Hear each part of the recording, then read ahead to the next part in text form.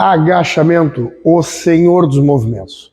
Professor Eduardo Cran aqui com vocês novamente. Muito obrigado por estarem engajando com o canal. O canal vem crescendo bastante, cada vez mais. Fico muito feliz com isso. Lembrando vocês que esse é um trabalho em conjunto que eu faço com o PhysioWork. Então, se vocês puderem também lá seguir a plataforma. É uma plataforma que trabalha com fisioterapia e educação física.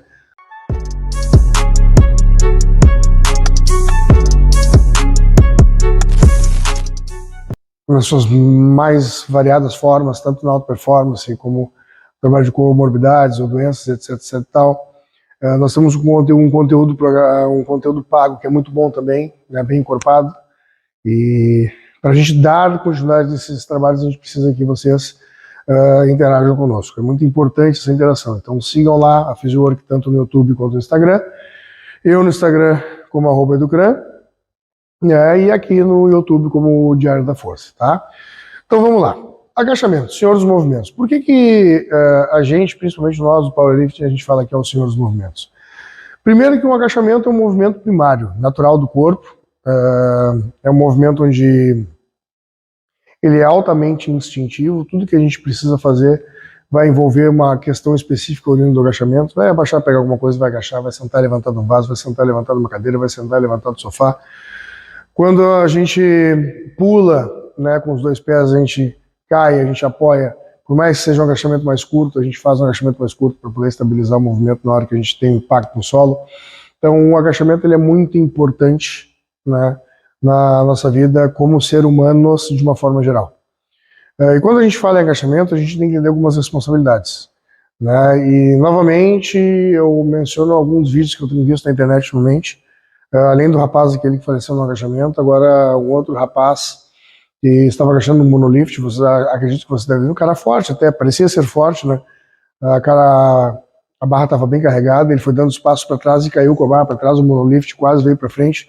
O monolift, para quem não sabe, ele é um equipamento parecido com uma gaiola, que ele tem duas travas, né? Então a gente saca a barra, alguém segura uma manivela, aquela trava sai, tu agacha, sobe, tu volta, trava aquela manivela, volta a manivela, aquela trava vem de novo e aí desce e encosta a barra. Ela tem umas cordas de corrente lateral, então caso sofra um acidente e caia, a barra ela tem um limitador, né? Ela cai naquelas cordas. Então ele seria, de certa forma, um equipamento mais seguro, né? Se chama monolift. Então,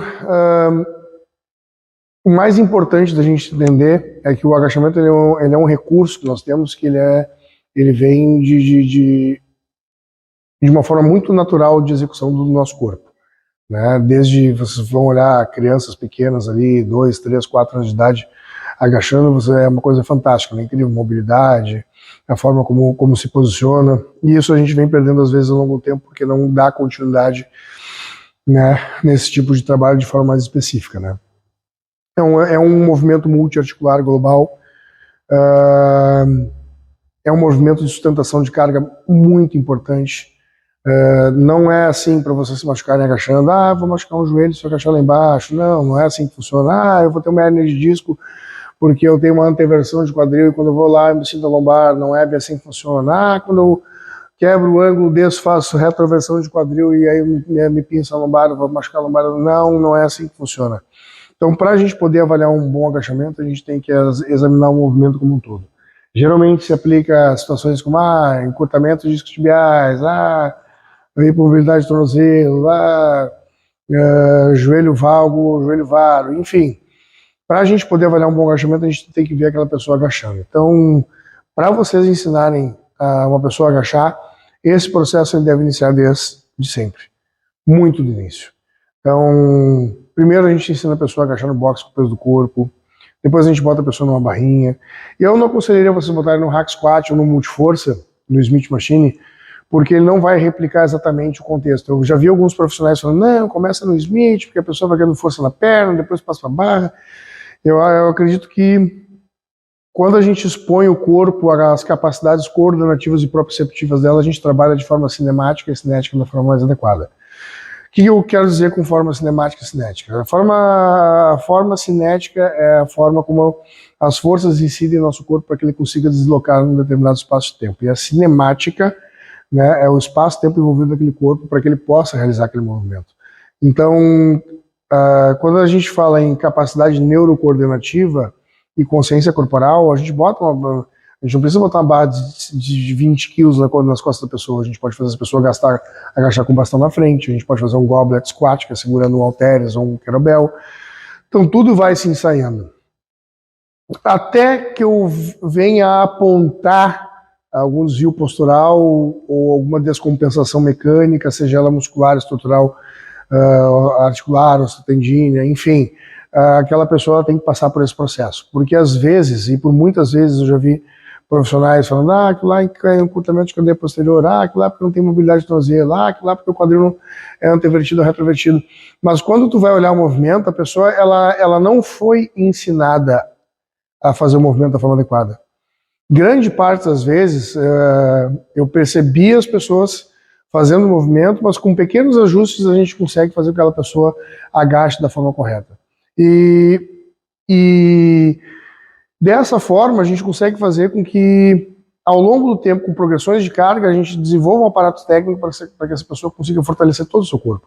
O agachamento ele não vai fortalecer só quadríceps, cadeia posterior, glúteo, né, a panturrilha no flexor de joelho, vai ter uma certa estabilização, ele é um músculo estabilizador de movimento, né, ele tem uma capacidade cinética muito grande também com a extensão e a estabilização durante a fase excêntrica do movimento. Então a gente, quadrado lombar, etores da espinha, a gente está falando de movimentos extremamente completos, de um dos movimentos que compõem os levantamentos básicos, né, então não tem por que não agachar. E teve uma academia aí, que em um determinado tempo, uma academia de grande rede, que ela não tinha o rack de agachamento, ela tinha só o multiforça, só o Smith, porque não interessava deixar a barra livre. E por que não interessava deixar a barra livre? Porque se demanda tempo para ensinar. Se demanda tempo para ensinar e agachamento não é brinquedo. Né? Eu agachei no brasileiro agora, até botei um vídeo no meu canal com 350 quilos, vocês imaginam 350 quilos nas costas de vocês. Né? É um chumbo, é um horror.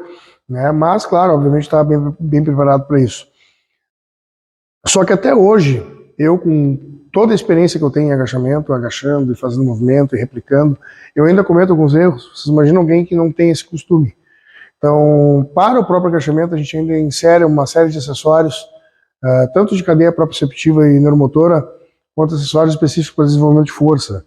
Um agachamento búlgaro, um leg press lateral, uma passada, né, até saltos no banco, né, de forma pliométrica. Tudo isso vai, além de fomentar o poder que o agachamento tem para poder auxiliar vocês, e o próprio agachamento vai ser um acessório, um auxiliar para esses movimentos, eles se complementam entre todos, né, vocês podem ainda variar dentro do próprio agachamento e com ele mesmo, agachamento com pausa, agachamento no box, um pin squat, aquele agachamento onde a barra ela pausa no morredor e você sobe de novo, né, e tendo uma ação maior um pouquinho do quadríceps, porque perde aquele torque inicial, aquele bounce entre o movimento de quadril para a gente finalizar a fase excêntrica para retomar a fase concêntrica do movimento. Então existe uma série de fatores que vão ensejar para que vocês tenham um agachamento bom. O importante é que quem ensine vocês a agachar, ou quando vocês forem ensinar a agachar, vocês utilizem de todos os estímulos que vocês puderem, né? Tátil, por voz, né? Verbal, auditivo, né?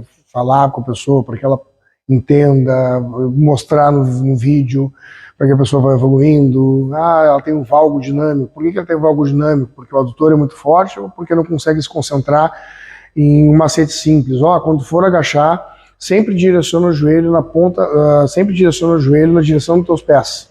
Então, se os seus pés estiverem abduzidos, rotados externamente, aponta o joelho para fora. Se o pé estiver paralelo, segue a ponta do pé. Então, às vezes, pequenos macetes de processo pedagógico de ensino-aprendizagem, de formação educativa de movimento fazem diferença.